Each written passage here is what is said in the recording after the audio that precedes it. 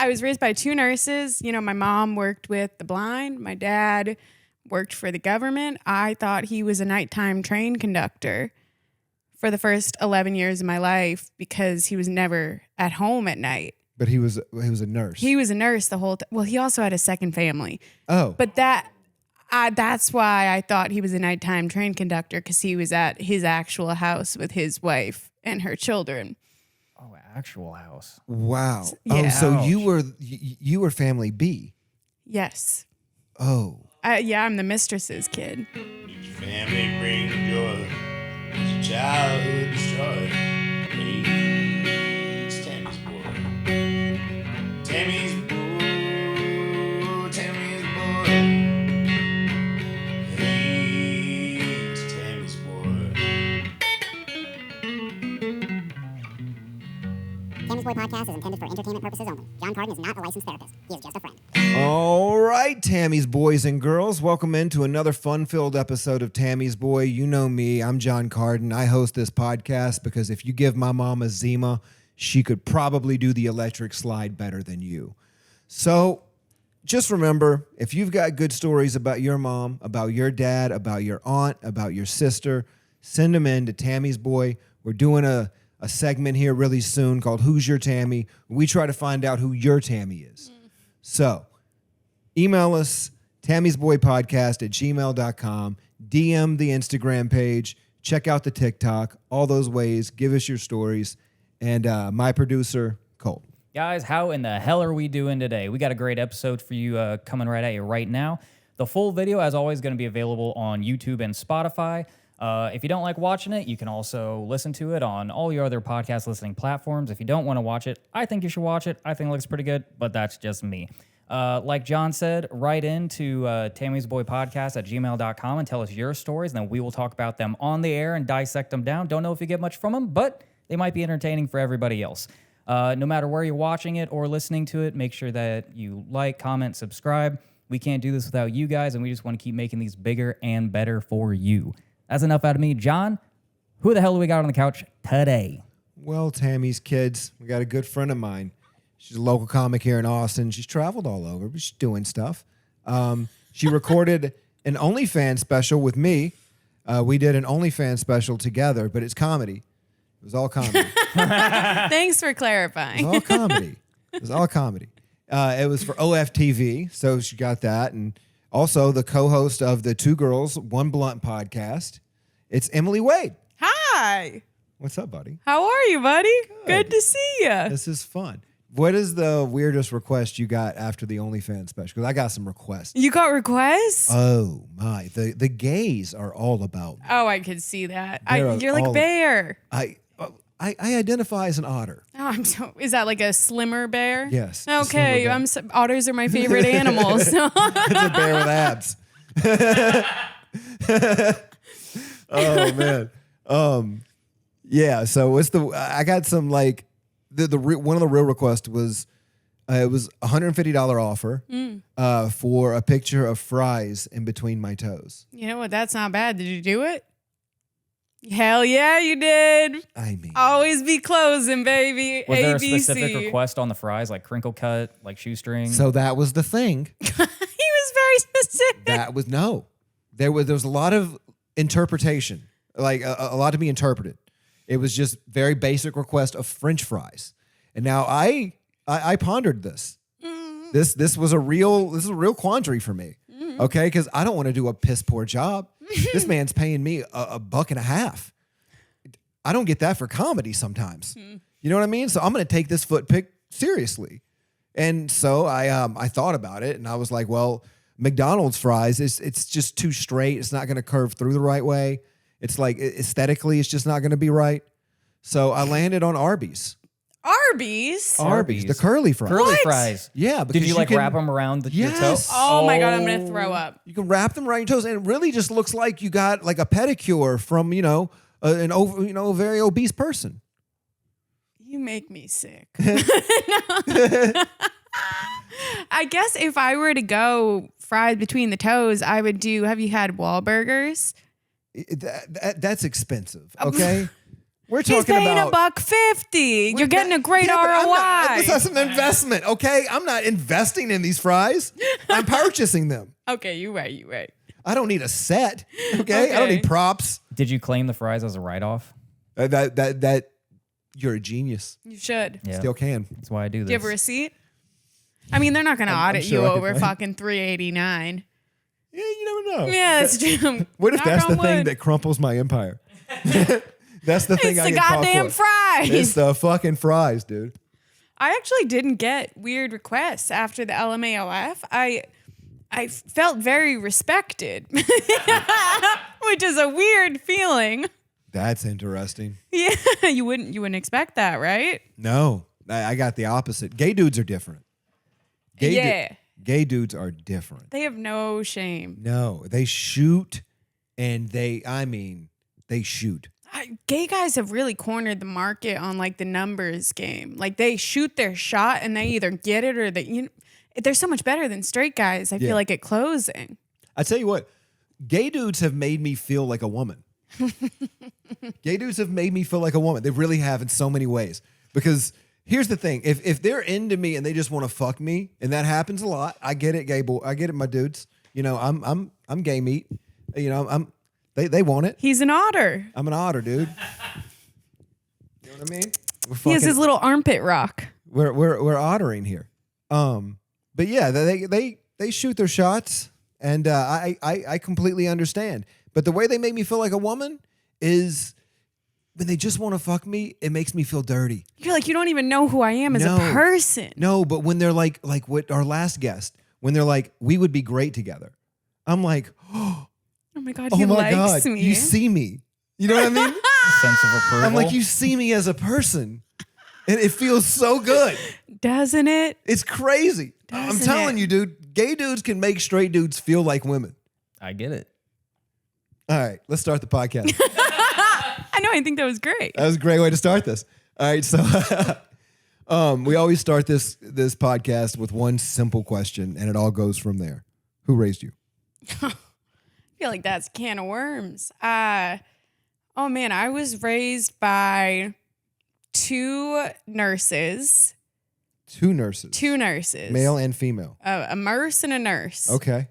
I was raised by two nurses. You know, my mom worked with the blind. My dad worked for the government. I thought he was a nighttime train conductor for the first 11 years of my life because he was never at home at night. But he was a nurse. He was a nurse the whole time. Well, he also had a second family.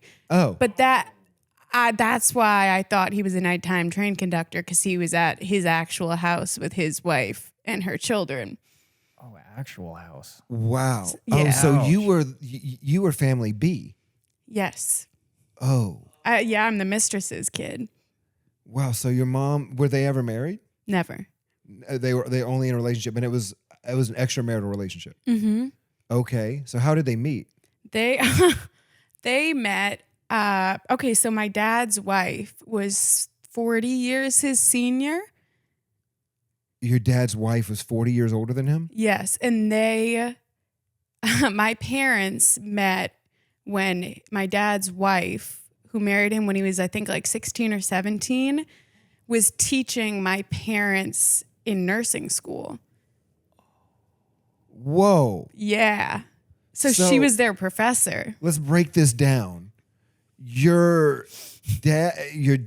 dad's wife, Yep. honeypot, or basically like had an affair with a student. So she left her husband of 25 years and her 8 kids to be with my dad, who is like 16.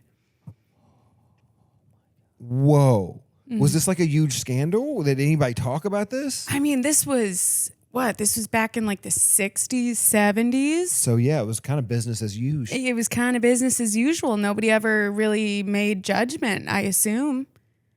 Yo. Okay. And so your dad and your mom were together. Was your dad in your life growing up? He was. There was a lot of like him being kicked out of the house and my mom being like, this is why your dad is never here, because he doesn't love you, and yelling at my dad and being like, you're never going to see your daughter again, and kicking him out of the house. There was a lot of that. Do you have any good childhood memories with those two together? I have one. We used to go up to Maine, like and road trip and stay in like my uncle's trailer. So we went up to Maine one year and we brought my little niece who is 5 years younger than me. And my parents were like, "Oh, Santa buried shells in the sand. You have to go find the shells from Santa." And I was kind of like, I don't know if I believe in Santa. You know, I wasn't quite sure. I was probably like 8 or so.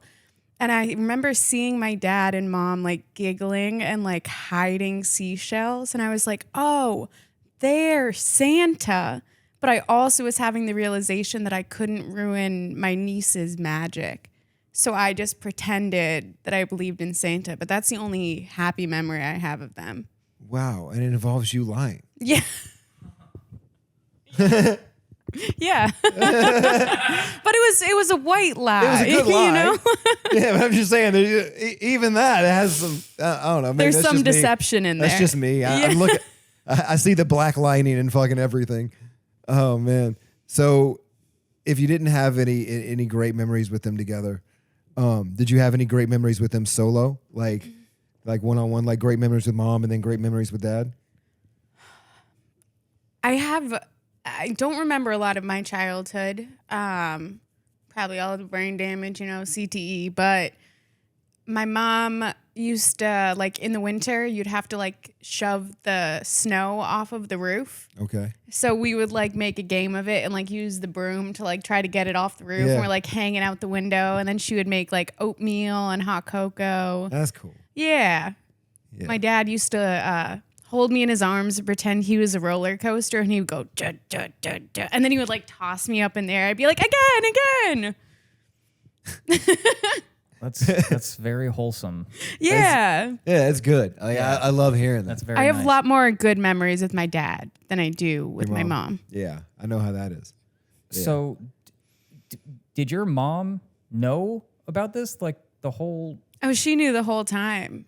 I was actually their like rainbow baby. They had 6 miscarriages before me. Oh, wow. Which you'd think, like, if you, at what point do you just decide that the relationship is toxic and you're like, maybe we're not meant to have kids? Yeah, but also, like, after the 4th one, I imagine there's also a weird string of confidence with the dude where it's like, hey, man, we're good. She's not going to have one. We can keep doing this. I know it's a fucked up way to think, but So I'm sorry. I'm just filling myself in. So your dad got married to the professor first and then had an affair with my your mom. Yeah. Wow. Okay. I'm caught up. Yeah. And so do you think that the age difference between the two made your mom more comfortable with the affair? Because, you know, I would sense maybe there's some, I don't know, some moral clause there, but like, I would question a 40-something-year-old woman marrying a 16-year-old man and, you know, finding out about that. And then, like, I don't know what my ethics would be in that situation. You know what I mean? If a woman's interested in me and she's married to a man that's literally 40 years older than her, you know, do you feel like that person is a predator? And so maybe that takes away a little bit of the moral guilt? Well, Sorry. I'm just curious. No, please, I this think is your- so. Yeah? This is your story. There's a famous actor, Aaron Taylor Johnson. I was going to bring that up. And he's married to a woman, I think like 30 or 40 years, Yeah. his senior, and her kids are closer to his age. age than they are to her age. And there's so many comments on the internet that are like, Ariana Grande, please get him out of this marriage. Like, and people are kind of condoning him having an affair to get away from her. So I do think there's sort of an element where, like, if you're being groomed and you do have a chance to find like actual love away from that abusive relationship, I kind of am like, okay, well, I guess fuck around and find out. Yeah. Well, it adds like a power dynamic too, because she wasn't just, you know, way older than him and he was, you know, basically still a child, but he was their like instructor, professor. Like there was like that there is an actual power dynamic with it too, which makes it even more kind of not good. Yeah, she was. And I mean, the thing is you don't usually hear about this, matriarchally. You hear about this from male professors, dating someone that's 40 years, their junior. So it's interesting to hear it from the female perspective. And I mean, did you ever see your dad as a victim to that? Oh yeah. It definitely took a while and a lot of growing up. I wasn't able to see it when I was in it because I found out my mom told me that we were the second family when I was 11. So I didn't know. And then immediately after that happened, the abuse got so severe that I escaped, and my dad had full custody of me. And to 13, 12-year-old Emily, it felt like he was choosing this 86-year-old over me because the 86-year-old had dementia and she was abusive to me. So now that I'm out of that situation, I look at my dad with so much empathy. He had such a tough upbringing. I can understand, somebody older coming to him and being like, I'll help you. I will take care of you. You are safe with me. How comforting that must have felt. And I know his wife has since passed, but I know he considers her his greatest love, and he is grateful for the relationship they had, which breaks my heart even more because I don't know if he ever viewed himself as a victim, which I don't know if that's good or bad, It just is. It just is. That's a great way to put it. Yeah, it just is. And it's impossible to know, right? Because, I guess that would have to do with emotional maturity, intent, all those things come into play. Mm-hmm. And I'm never one to condone anyone preying on anyone under 18. Mm-mm. I don't believe in it whatsoever. And I've actually went on pedophile hunts. I love that. I've done it. And I did it in Detroit. What does that look like? Pedophile hunts? Yeah, give me a rundown real quick. Basically, it's two guys, YouTube content creators mostly. These guys that we were with were Dads Against Predators. Shout out to those dudes. They're great guys, but they will beat the shit out of a pedophile. And the way it worked is we went to a grocery store, and they had basically set it up on some dating app, a Tinder, or, hey, I'm actually 14. And the dude's like, okay, let's meet up. And so went to the grocery store. They were like, hey, he's walking up in red shorts. We saw him walking up. We walked to the back of the grocery store. They confronted him, and they were like, you here to meet a 14-year-old girl, you piece of shit? And got in his face. And then the owner of the store comes by, and he's like, hey, what's going on? And they're like, this dude's a pedophile, and we're outing him on social media. And the guy's like, carry on. I love that. You guys have a nice day. And just walks over to the yogurts. And then he's pretending to rearrange. He's like, turn off the security cameras. Turn off the alarms. So, and this was all on Big J Okerson's page if you ever want to check it out. It's a couple years ago. You have to go back. But yeah, we're standing in the back and we're just kind of watching this whole thing go down. And then a few minutes later, the owner comes back and he's like, hey, you guys got to go. And so we go to walk out. And when we're walking out, these guys lose their mind. The Dads Against Predators guys. They're like, this guy's a pedophile. This guy's a piece of shit. This guy's here to meet a 14-year-old girl. And we're in very hood part of Detroit. And so a black mob starts to form. And they're all like, you guys are heroes. Fuck them. And we're getting that. And we follow these dudes we follow the dude to a gas station, and we get out back of the gas station, and they put him in they make him get in a dumpster or a trash can. And then when he's sitting in the trash can, they make him do a promo for Big J Okerson's special, Dog Belly. No fucking way. And they say I'm a pedophile. And he goes, I'm a pedophile. And he goes, okay, say that you need to watch Dog Belly, Big J Okerson's new special on YouTube. And say that I'm going to be at the Irvine Improv next Saturday. We're at the Detroit House of Comedy all weekend.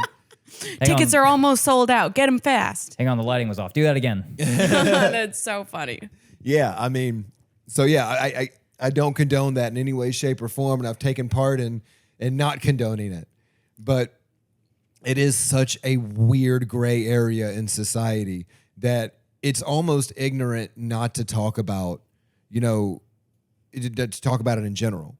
Because I feel like, it is taboo. You got all these different cases throughout the years. Mary Kay Letourneau is a famous one. And, the male side, there's hundreds, if not thousands and thousands of teachers preying on students. And it's just, it's interesting because it seems like your father was like a very compassionate dude. You know, He was, and he still is. yeah, for him to care about her through all that time. And it's like, you could tell that you don't do that and view what you did as a mistake. You believe in it. Yes. And so how could you ever say that person's, a victim? I think calling him a victim almost would be like an insult, right? I think so. Because I think he's shown so much compassion, so much care, and you don't do that for things you don't believe in. No, but I can also do the same and show compassion back to young him who got and doesn't know they got. Yeah, he might. It's real for him, right? And it is real. They did love each other to the end. When I think of my parents, I think of them as hurt kids. So it breaks my heart for the pain that they went through. Yeah. Did your dad struggle with fidelity more than once?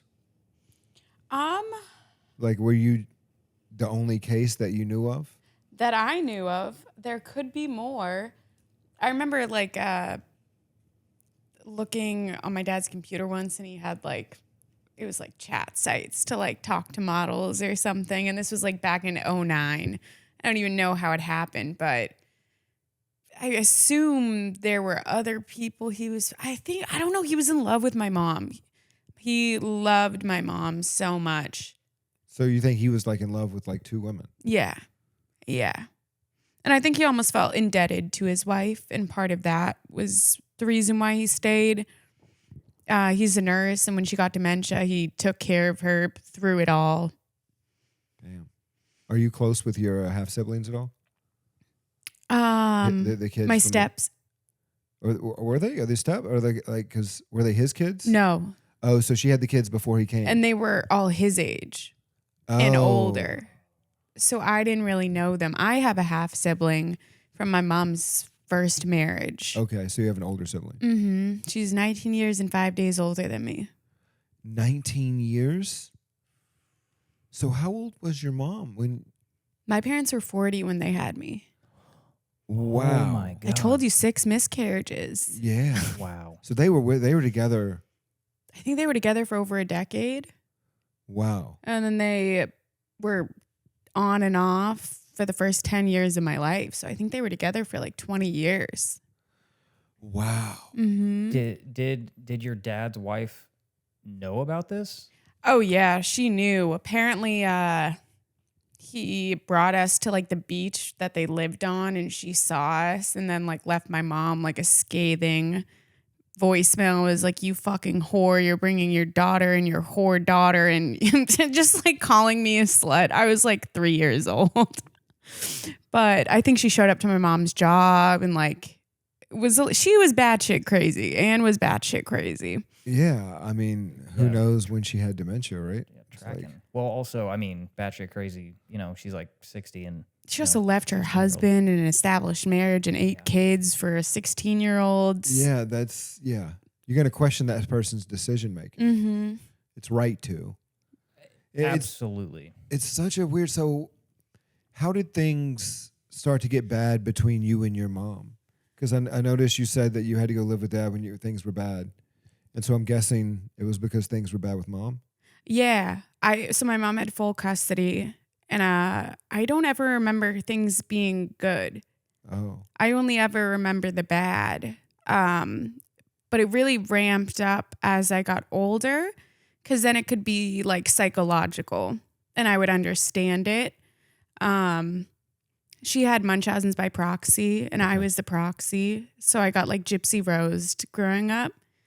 So there was medical abuse, there was psychological abuse, there was physical abuse. And Were you convinced to have conditions that you didn't have? yeah, so she convinced doctors I had epilepsy because she had epilepsy. I'm convinced that she's a nurse, so I'm convinced she gave me drugs to make me have seizures.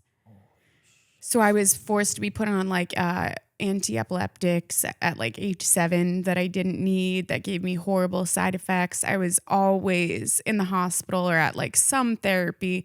Oh, she got me diagnosed as retarded at age 5.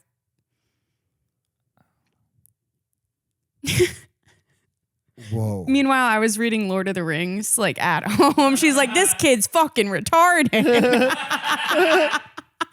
And you're like, but Radagast the Brown. He's so cool. Yeah, that's a lot. Okay, just out of curiosity, just to segue real quick, what is your relationship right now with doctors? Are you slow or quick to go to the doctor? I force myself to do it, but Okay. it's hard. For a long time, I wouldn't take any medications or go to the doctor I would go to the dentist, but that was like it. Yeah. And I still have some weird trauma with going to the doctor. So did your mom like work the doctors in a sense? Like, Yes. yeah, because I've seen that. So she convinced like orthopedists that I had like extra bones in my feet, like orthopedic surgeons at Children's Hospital who are like the best in their field. And they had my x-rays and they were still convinced that I had like weird extra bones. I was supposed to have surgery, like all types of weird shit. Did you have any surgeries? I did not have any surgery, Thank thankfully. Yeah. I got away and I think I could sense the writing on the wall. And I knew that nobody was going to help me escape because my dad knew that I was being abused. My sister knew, a bunch of family friends knew. I found out much later that my whole mom's side knew, and they did nothing because they didn't like her. But I used my mom's Munchausen by proxy against her, and that's how I escaped and saved myself. And did you have to go through the courts for that, or? What I did was I knew if I brought up a medical concern that she would want to address it immediately. Okay. So I told her I was going to kill myself. And so she took me to the ER within 10 minutes. And once I got into the ER, I knew I needed to be alone with an adult who wasn't my mom. So I played it up. I was like, I'm hearing voices. They're calling to me. I was like, they're telling me to kill all of you right now. So they put me in like a padded room and I had to wait. And as soon as like a doctor came in, I was like, hey, I'm not crazy. Hey, listen, actually, bro, I'm good. Yeah, dude, I'm totally chill. Please believe me. My You see the mom Bears is. game last night? Are you hearing anything right now? Exactly. Actually, my mom's trying to kill me, and all of it. And so you told them about mom and everything about that. I told them about mom, and they were like, "Oh my god, okay, well, here's what we're gonna do." So they put me in an inpatient mental health facility just so my dad could get custody of me in the meantime. Wow. So I was in a mental health facility at McLean Hospital in Boston for like 2 weeks while my dad got an emergency protective order, got emergency full custody, and like started that whole process. So the doctors believed you immediately. The doctors believe me. That's good. Yeah. That's really good. Well, they had my full medical history of her ordering unnecessary tests and getting me diagnosed as retarded and all of this stuff. So they could see very clearly that she was crazy. Wow. That's a lot. So my mom was manipulative as well, but hers wasn't medical. Mm-hmm. Hers was judicial. So she knew how to play the court systems. Okay. And it's like anytime we left somebody, left a boyfriend or a husband, she would get a restraining order and they would have to leave the house. And then we would go through, take all the stuff and dip out. And it was the same thing like with me growing up when it was time like that she didn't really want to be a mom. She just wanted to do drugs, whatever it was. She had us made like basically wards of the state. She signed us over to the state and listed us as status offenders. So I got put away in a camp and I was in a camp, like a wilderness camp for 1.5 years. I Holy shit. Talked about that on the Rachel Wolfson episode a lot. But yeah, so I ended up there. So it's interesting to hear this level of, I don't know, it's sickness, right? I think we can identify, just go ahead and blanket it there. Mm-hmm. But more than that, it's, it is this deep sense of manipulation. Do you think she ever realized, like, was ever like, lucid and cognitive of what she was doing, or do you think she was just reacting? My mom is incredibly smart. She is a very smart, calculated woman.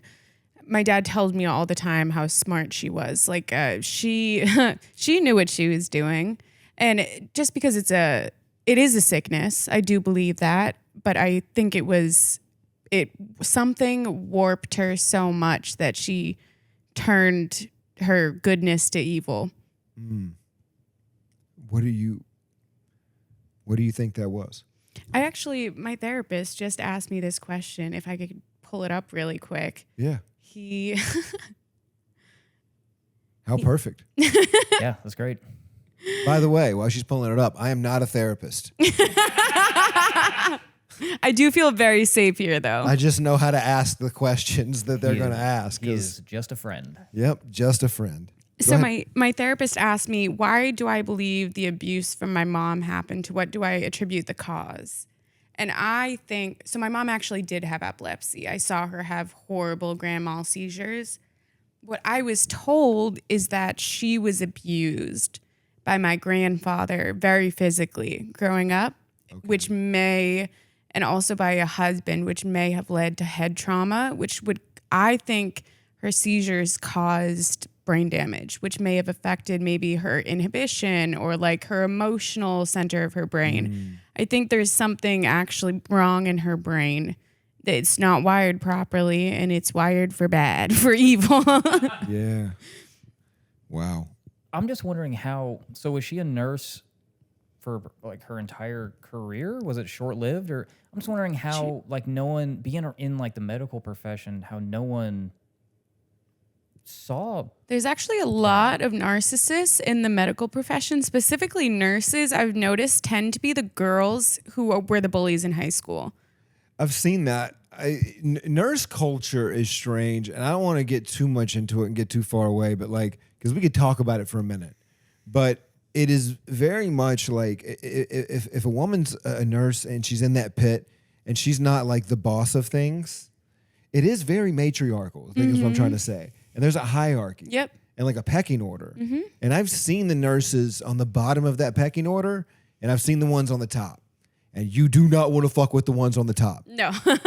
No, you don't. Because they know what they're doing, and they're doctors. There's a certain point where I do believe that a nurse becomes a doctor. They do more than what most doctors, obviously besides like surgeons, but the nurses are the ones who do a lot of the medical procedures. Right? Doctors diagnose. Nurses treat. Yeah. And so, yeah, it's a weird profession. It's an important one. Oh, absolutely. And I've had so many amazing nurses over my health issues who have treated me so well. The nurses at, I think it's like the school in Miami were amazing after my gallbladder surgery. Truly the best people I've ever met. How old were you when you had gallbladder surgery? I was 24, 25. That's young. I know. The doctor looked at me and he goes, "What the fuck are you doing wrong?" And I go, "You're right, doc. I am not taking care of my body." Damn. I had a lower lumbar fusion of my L5-S1, which is a pretty advanced back surgery, when I was 21. I had degenerative disc disease by the time I was 21. And it's because I have a spinal cord injury. It's called post-traumatic syringomyelia. And basically there's a hard spot in my spinal cord. And it's not big. It's about like, that. But that shit's gotta hurt. It doesn't, I mean, it does. I'm asymptomatic for the most part. I mean, I feel some things like there's this thing called Shaw. I don't know if you're familiar with it, but have you ever walked around with a heavy backpack? Mm-hmm. And then you take that backpack off and you feel like you're still wearing it kind of? Yeah. Like that, I feel that all the time. Interesting. I feel that a lot. But other than that, it's just more than the stuff that causes like degenerative disc disease and all that stuff. So I've also had some pretty amazing nurses. And it's, like I said, it's an important profession because you only get to do the job right once. It's like, it is life or death. You have to do that job 100% correct every time. I thought of becoming a nurse. Yeah? Yeah, and then I wanted to kill myself and I couldn't get out of bed for a year, so I had to drop out. That'll do it. Yeah, that'll do it. That'll do it. So That'll do, donkey. That'll do. what's your relationship with your mom like right now? Is there anything? I prank call her once a year, but other than that, I haven't spoken to her in 17 years. Jesus. What's your favorite prank call so far? This year on the podcast, we called her, and it was, do you know Kyle Legacy, the comic? Yeah. The Irish dude? Yeah. He called her, and in his Irish accent, I can't do it, but he was like, your daughter, she's in the hospital. She sat on a dildo. She's... Your daughter, she's in the hospital. She sat on a dildo. Yeah, she's gonna fucking die. You should probably come. And my mom just laughs and goes, ha ha, and then hangs up. Damn. Death by dildo. God, what a way to go out. The way we all want to go. Colt actually said that to me before the podcast. He goes, he whispered in my ear, he goes, I just want to let you know, I've always wanted to die by dildo. Yeah, that's exactly. That was for off air. Son of a bitch. I'm sorry. I didn't know I wasn't allowed to bring that up. What about dad? How's that relationship? I call my dad every day. I love my dad. He is married to somebody younger than me. Oh, hold on. This is a fucking plot twist. I know, he really overcorrected. I'm glad you Yeah. saved this for the fucking end. Jesus. So hold on. How old is she? So we don't know because she lost her. She's from Uganda and they lost her birth records in a fire, allegedly. So she could be 22 Yes. or 39. She's either 20 or 25, and she's somewhere in that range. Okay, I thought you meant like specifically. She's either 20 or 25. No, One just or the in other. that range. That's crazy. So she's from Uganda, so I'm guessing she's African American. Well, she's just African. She's just African. Come on, Well, John. is she living here? She is now living here, but She's African American then. doesn't that mean you were raised in America I don't as know a how it black works. person? Is she a citizen? I don't know if she's you a can citizen, post it's date it or African-American. not. Okay, I don't know the way it works. Look at me. I'm the Caucasite. Yeah, you are, buddy. I am the most from the Caucasian mountain man of alive. Caucasus. Oh, from Caucasia. So how did that happen? I think they met online. And then she was like, I'm coming to America. Well, imagine they didn't meet in person unless your dad's frequenting Uganda. He does not, but he is thinking about moving there. So they're gonna move back. Well, they're getting a divorce. He found another woman in Uganda. This is never ending. Wait. This is insane. Every time you talk, I feel like you should say, "But wait, there's more." There's always more. That's fucking okay. So hold on. He's done with this Ugandan wife. Well, I don't know. They're talking about separating. They might be getting back together. It's this whole thing.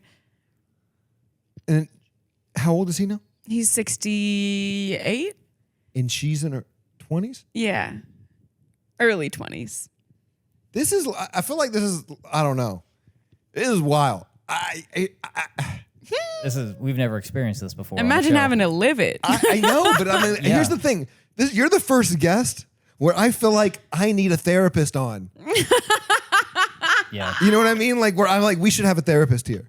Yeah, Because we never had any qualification. Now we're I don't know now, where we're at now. Here's the thing. I'm so far out of my depth that I'm fucking like, I'm guffawed.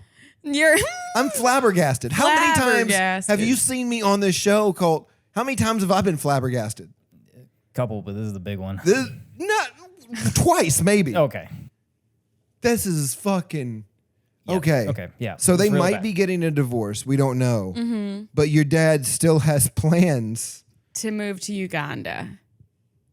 with or without her. With or without her. He bought a house over there. He spent like 40 grand and I thought you were going to say $40. Bought a mansion. I think that was how much the land cost. You just have to build up from there, you know? Yeah, the well was $140,000. Yeah. Do you know how? Oh. Wait. So you said he he has another love interest in Uganda. Maybe. Maybe. He really, my Okay. dad loves a thick booty bitch, and he's told me this before. He's a chubby chaser. So Oh, so they're thick girls. they're thick girls. They're stacked. Why does he need to just go to Mississippi? Atlanta. You know what I mean? This is the United Take him to States of Magic America. City, dude. Dad, have you ever been to Miami? God, your dad, if you just walk him through a Walmart in Jackson, Mississippi, he would fall in love 7 times. Well, you know Kansas, what? Anywhere. I so badly want that for him. That's crazy. He doesn't have to go to Uganda. There's a girl named Uganda in Mississippi. Yeah. And she would love you, Dad. Oh, man. Yo. This has been a lot. Well, This has been, I tell you what, hands down, one of my favorite episodes so far. thank God I have therapy tomorrow. Yeah, this is. I mean, and what about your older siblings? What are their lives like right now?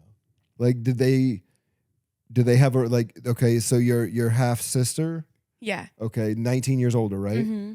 Does she have a relationship with your mom? No, so my mom ended up manipulating my niece into like charging my sister at the police station with like abuse so that my mom could try to get full custody of my niece.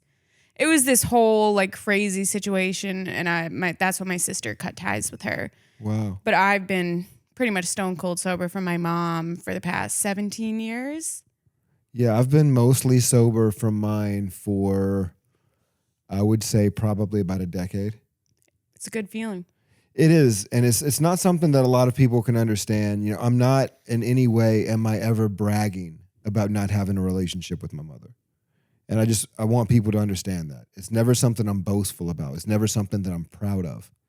But it is a reality that I had to face for the sake of my own mental health. And if I hadn't disowned or, dislocated from my mother, I would be a completely different person right now. Oh, yeah. And my ability to take responsibility and accountability of my actions and my choices, it would be far worse than it is, and it's still not great. I would be a shell of a human. Yeah. If my mom hadn't disowned me on Mother's Day when I was 12. Damn. Isn't that crazy to think about? But it's You would have been? Oh, I wouldn't like that bitch. No, I mean, I would be so codependent. I'd probably be in jail. If I'm being honest, more than likely I would be in jail. I'd probably be on drugs. Yeah, me too. Yeah, me too. Yeah. I'd be on pills for sure. But I think I am almost proud. It's not boastful, but I think I am proud of letting that relationship go, because it is almost like a death. She's alive, but Yeah. I can never allow that back in my life. Yeah. So I've been grieving her and who I wanted her to be for the past 17 years. And I am proud that I've made it this far without getting sucked back in. That's a good way to look at it, is be proud of the strength that it took to separate. Because it is very, very difficult to separate. Yes. It's Yeah. very difficult. Because that's your mom and your dad. Those are your first loves. Absolutely. And to lose that or to never really have had that is a heartbreak that you really never get over. You don't. Because they're the people that are supposed to love you the most. Mm-hmm. But that doesn't necessarily mean that they do or that they know how. Or know how. Very, very wise. I don't think my mom ever knew how to love. Yeah, I don't either. I think that, sick people make sick decisions. And the hardest thing about a sick person is convincing them that they're sick.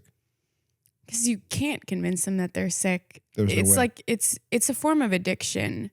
Yeah. Mental illness or codependent relationships or abusive. It's all an addiction. And you can lead a horse to water, but you can't force it to drink. So you can't make anyone believe that they're not doing well or that they're sick or that they're addicted to something until they can sit and reflect and be like, wait a second, I don't like this about me. And then they stop. But you can't make them stop. No, you can't. You can't make them stop. There's no way. And you can't, I had to learn a long time ago, is you can't heal in the same place that made you sick. Mm-hmm. And my mother is someone that I had to acknowledge made me sick. Mm-hmm. And it's done a whirlwind of shit to me, And I'm thankful, just like you are, that I could be in a position now to look back and be like, even though I can identify still some things about myself, Like I see parts of my mom inside me every day. Me too. Yeah, every day. We're going to, right? But it's learning to love those parts too. And, you know, they say it in ACA, the serenity prayer at the end of every meeting. It's adult children of alcoholics. And I just think this serenity prayer is like, I think the perfect sum up to childhood trauma. It really is. You know, be the change you want to pull it up because I don't even, my memory's not working right now. ACA. It's just the serenity prayer. God, grant me the serenity to change to the accept things- the things I cannot change, Yes. the courage to change the things I can, and the wisdom to know the difference. Boom. I grew up in Alateen. There you go. Yeah. And I think it's very poignant when it comes to, you know, things that you went through, things that I went through. And it's like you have to accept the people that you cannot change. Mm-hmm. But acceptance doesn't mean tolerance. No, acceptance doesn't mean they have to be in your life. Not whatsoever. Yeah. And I think all of our viewers should remember that. If you're watching this, you know, and you've got a parent in your life that is literally draining the life from you, you know, you're not a bad person for not wanting that person in your life. Because there has to be a point where you look at parents like they're people and you judge them, not judge them, but you accept who they are for the person they are, not just the fact that they're your parent. Mm-hmm. And I that's a hard point that I came to. Hard point. Right after my mom left her fourth husband is when I was just like, okay, this is it. She's just going to keep doing this and doing this and doing this. And I'm going to get sucked into this drama over and over and over again. And I'm going to feel something for my mom. I'm going to feel sorry for her, like she's the victim, even though I know she is just a person that makes the choices that lands her in this place over and over again. And you don't have to let that in. No.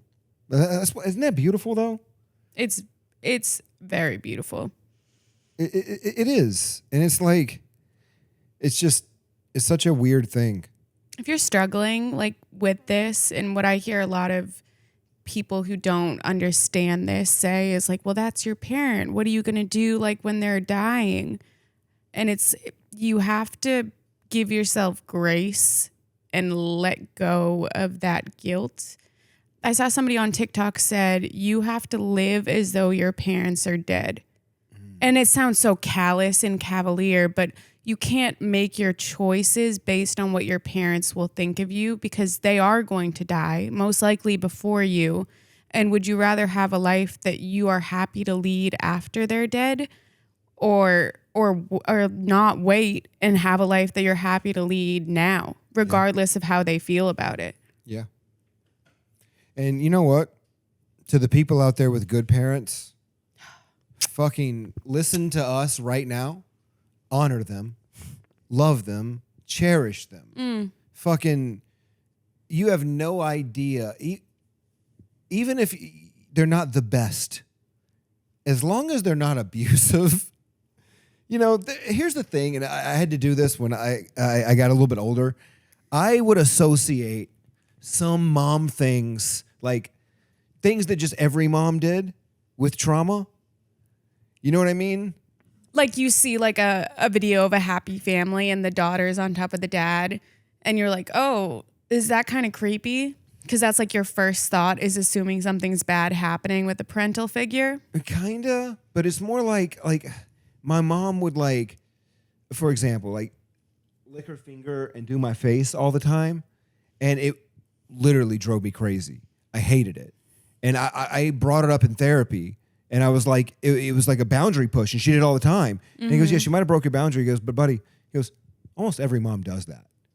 And I'm just like, oh, there's some things that she did that just kind of like every mom does.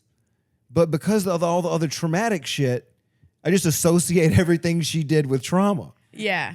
Yeah. You know, like making me eat like oranges for lunch every week instead of like fruit snacks. Oh, my mom used to bring all of the cut up oranges to like all the games and like bring all the snacks. She was good at that. Could your mom cook? Horribly. Horribly? She was a great baker though. Listen, Just soak it up. Soak it up. the bread part of the sandwich was amazing. Stunning. Everything else, ooh, dog shit. If you had one piece of advice, this is always how we kind of close it up. If you had one piece of advice to give to every parent out there that's raising a kid right now, based on your childhood, everything you went through, what piece of advice would you give to other parents? Kids aren't your friends, but they are people who you should want to have as friends. So treat them accordingly. Like, you should want to raise your kid so that you think they're cool enough to be your friend in like 40 years, you know? But they shouldn't be your friends while they're your kid. You should always be their parent. And Yes. you should be minded for a friendship in the future. Yes. Yeah. Keep the door open, you know, if they turn out to be really cool. Yeah. Half open. Yeah. And don't hit them. Yeah. That's Don't hit them. yeah, don't hit your kids. That's it's a tough thing, man. 'Cause It's crazy because I never got spanked, but now like I'm into it as an adult. But all of the things my mom did to me, like I don't want to be punched in the face now. me and my brother used to have to pick switches for each other Oh, off the switch tree. And I did not like my little brother much when he was you little. when he was young. I did not care for him. He was he sucked. I love him now. He's like one of my best friends on the planet. And he'll tell you this. As a kid, he sucked. But he loved me. And I feel guilty about this to this day. But we went to go to the switch tree. And I mean, when I'm picking a switch for him, I picked the biggest, nastiest, gnarliest branch on that switch bush. I mean, that thing was like that big around, fucking 4 feet long. You chose a log. I mean, I chose something that they would have beat Kunta Kinte with. Okay? Oh my God. I chose a weapon. He comes Of back. ass destruction. Ass destruction.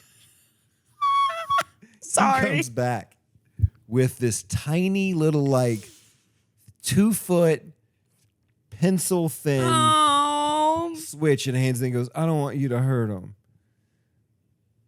And so here's the thing. Oh, he loved you so much. Yeah. Okay. Anyways. Yeah, just wait. Okay.